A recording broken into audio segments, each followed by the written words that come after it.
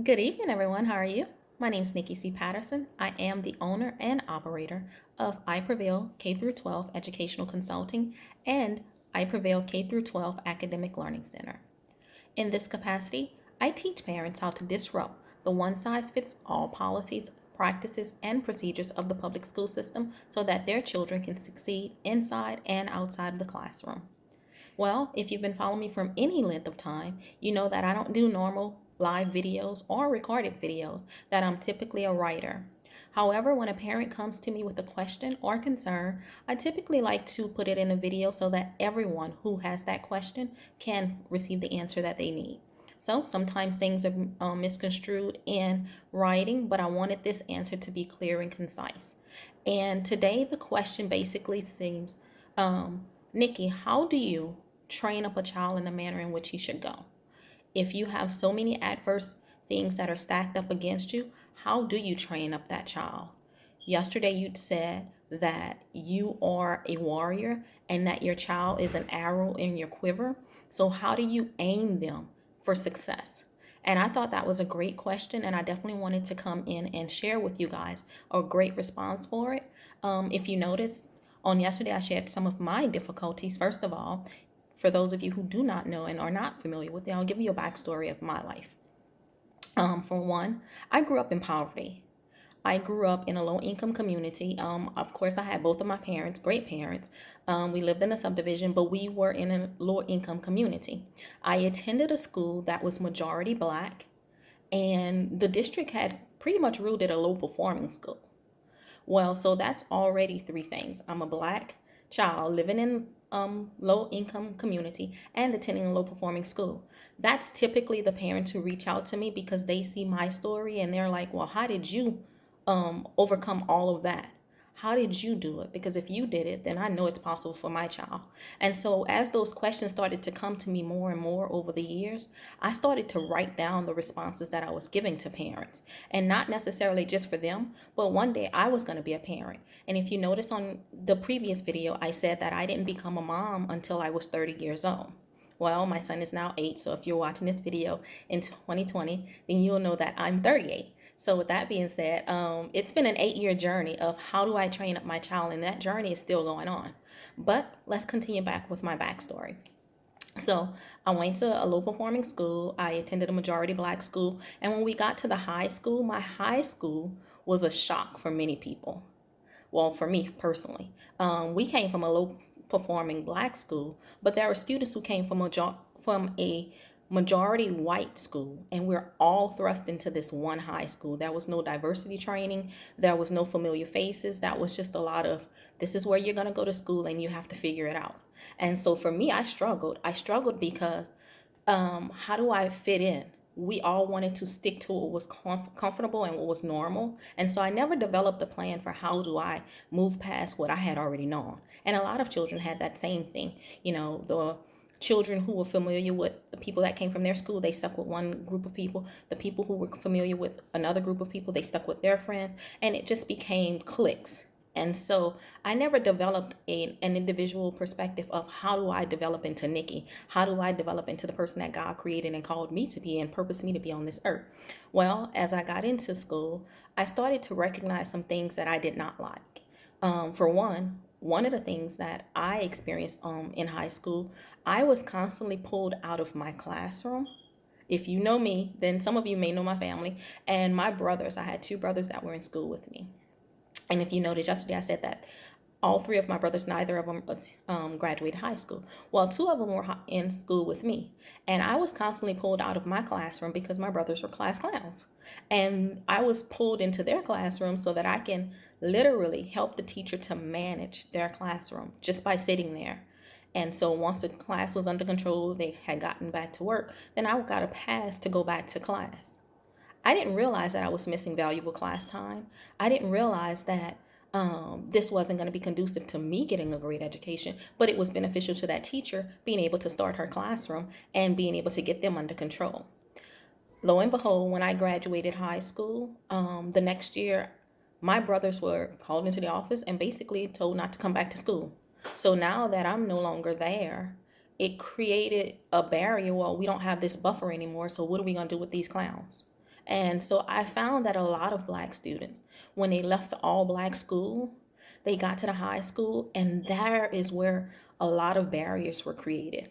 A lot of students who were once succeeding, yeah, they may have been clowns or behavior problems or whatever, but the discipline was different in the elementary and middle schools than it was in the high school. The answer to discipline in the high school was to suspend those students, to get them out of the school. Well, if you're getting that student out of school with everyone that they're clowning with, guess where they're going? They're going to the streets. They're going to the communities, and they're going to wreak havoc there. And so now what we didn't realize at that time was we were creating a school to prison pipeline system. We don't want you in school because you're disrupting the learning environment. We don't have any other way to deal with you. So we're going to put you into the community where you've come from with those same people, and we're going to hope that you make it out. Well, a lot of people didn't. And so in me, it created a righteous indignation, one that I used and I created as the blueprint or a foundation for how I was going to train my son. I saw that my brothers not only didn't graduate high school, but that there was a lot of barriers set up because of their cultures being different than their teachers. So their response to different things, if they didn't understand something, if they didn't want to do something, they would clown and laugh and joke about it. And so it would disrupt the learning environment. However, the teachers weren't used to that. And so for them, it was more of a disruption to the learning. So we need to figure out, what is the school or the district say about disrupting the learning environment? There was no, let's look at this child, let's see if there's anything that we can do to help save this child. And so, like I said, I developed a righteous indignation of, this is not going to help into my child. So that's where my training blueprint or manual came from. It's a lot of my own life experiences that I use so that I can help him to not go through and navigate what my brothers and my family went through. Well, a lot of people don't develop that. A lot of people are afraid to confront the past. A lot of people are afraid to deal with what happened in the past. And so now they're not able to build on top of things. What happens is they create a weak foundation, and it starts to be like sinking sand.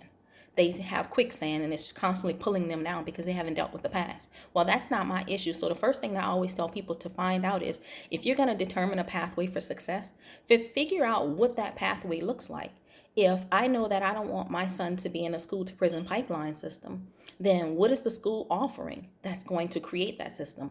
Is there any way that my son has things that are going to lead him to that? And then I need to be able to disrupt it. So yesterday when we talked about an arrow, and that your child is an arrow in a warrior's hand and you're the warrior, I've never seen a weak warrior. I've never seen a weak person that says, hey, you know what? Whatever you're going to do to my child, that's fine, because that's what they deserve. No. Why is this happening? Is there a different way that we can solve this? This is what you're pushing them into. And so I don't know if a lot of parents are having those conversations. But from start, I knew that I wanted things to be different for my son. So what did that look like? What did success look like? Well, I know if that my brothers didn't have a high school diploma, I knew, one, that my son was going to get a high school diploma. Two, if my brothers were expelled from school and told not to come back to school, and the only consequences that they were given prior to that was suspensions and expulsions, then I needed to work with the schools to figure out, okay, so how is discipline going to be different? Because if they're making it from elementary to middle school, and all of these Black children from all of this, from this low performing school has made it to this high school, but they can't seem to get past 9th grade, can't seem to get past 10th grade, can't seem to get past 11th grade, can't seem to get past 12th grade, can't seem to graduate from your high school, then I'm not sure if it's just a Black student problem or if it's a culture or the atmosphere and the environment that the school has created where these Black children aren't able to succeed. And so when I looked at it, I didn't want my son, who was a Black male, to attend a campus that could not provide individual assistance for him as a Black male. I didn't want him to be in a one-size-fits-all environment. I wanted him to be saying, hey, you know what? Society is going to treat this Black male this way. But if you have a campus full of people who are not able and wanting to deal with the culture of the children that they're dealing with or that they have under their care, then guess what happens? It creates barriers and it creates tuffles. And so now as a parent who's a warrior and say, hey, this is probably going to be a problem for my child, the school is looking at it, what's going to be in the best interest for all children. So that's why I always ask parents to get in and advocate for their child. What is it that your child needs? If your child needs extra time on the test, if your child needs a smaller learning environment, whatever it is, then you go in and you partner with the school. And I know a lot of people are like, oh my gosh, she's always at the school. And that's because I knew what my child needed. That's because I knew what I did not want for my child. I did not want him to fall through the cracks. I didn't want him to become a behavior problem. I didn't want him to be seen as just another black boy in the school. I wanted him to be seen as Greg Patterson Jr., a child who's going to grow up and be what God called him to do and do great things for the kingdom of God. But he could not fall through the cracks in elementary and middle school. And I also knew that third and fourth grade scores from the low performing schools also determine the number of beds that prisons used when in those communities when they were going to build new facilities when those children turned 18. So if that's the case, then why am I going to allow them to stack up any data against my son? So I needed to create my own plan. So when you're going to train up your child in the manner in which they should go, first of all, look at all the things that are going to stand in their way. If you know that people in your household are involved in certain things or didn't accomplish certain things, and that's the first thing that you're going to do. Okay, this is not going to be my child's lot. This is not going to be what my child inherits. So how do I fix that? The next thing is, okay, are you comfortable where you're living? I wasn't comfortable with where I grew up. I wanted to get out of poverty. I wanted my son to not have to experience those things. And so that's what I did. I started to create that blueprint. What does that look like? Where do I want to live? I started dreaming about houses and, cars and different things. And so it's changed my mindset. You cannot create different unless your mind changes. And I know a lot of times people would say, oh my God, here she comes. You've changed. You're supposed to change. If your mind doesn't change, if you don't change, then you're going to stay and be exactly where you were when you first decided you wanted to change. So you need to change. Not only your environment needs to change, you probably need to change your friends. You probably need to change your mindset, a lot of things in order for you to accomplish those things that you want to accomplish. But if you don't see yourself changing and everybody around you is comfortable with who you are, then you need to check yourself if you're saying, hey, I want to see different. I want to be different. One of the best experiences that I had was in class as a teacher, and a student was being disciplined by me, and it wasn't anything out of the ordinary. I was talking, and I said, hey, this is not going to lead you to a great path. And a child blatantly said, who are you? My mama said, I don't have to listen to you. You nobody. She went to school with you. And I was like, oh wow, okay. I didn't take anything personally with that child. I knew that as a parent, I didn't want that same behavior for my own child. And so what happened was, I decided that, okay, you know what?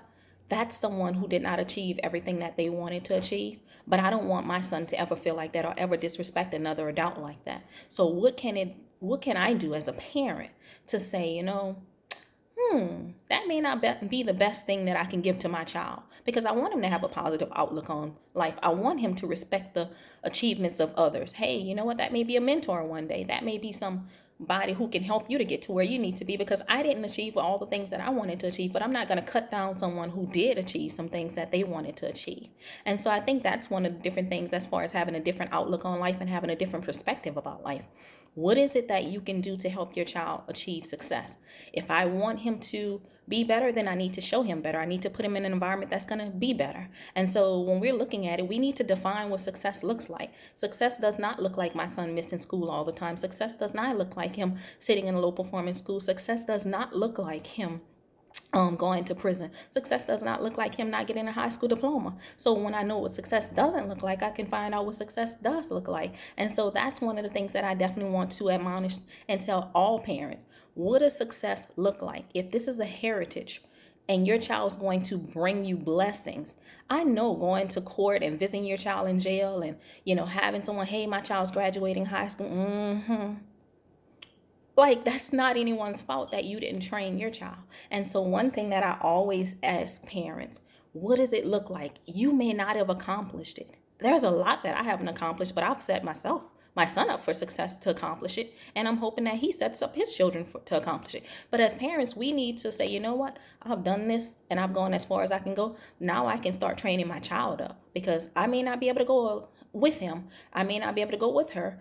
I may not have accomplished all that I wanted to accomplish, but I can definitely set them up so that they can accomplish more than I have accomplished. And that was the one thing that I always heard from my parents. Even though they didn't have college degrees, they said, I want you to do better than we've ever done in life. And so when I look at it, it makes me proud to see some of the things that I've accomplished. I haven't accomplished everything that I want to accomplish, and there's still lots that I want to do, but I'm already planning for what my son's going to do better than in life than me. And I use that same model. So if there's anything that I can tell any and each and every one of you, is to get yourselves a model. What is your child's life blueprint going to be? When I saw Trayvon Martin being gunned down, my life's blueprint for my son became Black Boy Joy. Black Boy Joy, because I was Black Girl Magic. I don't care where I came from. I don't care if I grew up in poverty, attended a low performing school. I don't care if my parents didn't have transportation when I was growing up. I don't care what it was. I became Black Girl Magic, and no one can tell me any different. So when someone says, hey, you think you all of that, because if you don't think it, then guess what? No one's going to think it. But guess what happens? You start to build that confidence and that intellect and all of those things into your children. And so now your attitude, your mindset changes, all of those things. And it's not because I think I'm better than anyone. I just think that my mindset needs to change to go where I'm trying to go. So I know this was pretty long, but the question came in basically, how do you train up a child in the manner in which they should go? The first thing you need to do is understand where you don't want them to go. The second thing is you need to plan out where you do want them to go. And then the third thing is you need to put yourself in an environment and a mindset to help them get there. Not only them, but yourself, because they can't do what they've never seen. And so you can be the first one to say, you know what? My son doesn't know what certain things in my childhood look like because he didn't have to grow up in it. But that's one thing that I definitely want to leave with you guys. Training up a child starts with you. What changes do you need to make so that your child can be successful? And then when you make those changes, hey, your child will go into the direction of success that you've planned for them to go. So I hope this was helpful. I know it was pretty long, but if you have any questions, please don't hesitate to reach out to me. My email is info@nikkicpatterson.com. My website is www.nikkicpatterson.com. You can find us on Facebook at Nikki C. Patterson or I Prevail K through 12 Learning. And just honestly, find me on anywhere, even YouTube. I have some parent success tips on YouTube, Nikki C. Patterson. But my goal is basically to help parents disrupt what the enemy has planned for their child. I don't care if it's strongholds in the school system. I don't care if it's strongholds in the community or in life. Your child can do better, and that starts with you. Hope this was helpful. If it was, make sure you share it. Good night. Bye.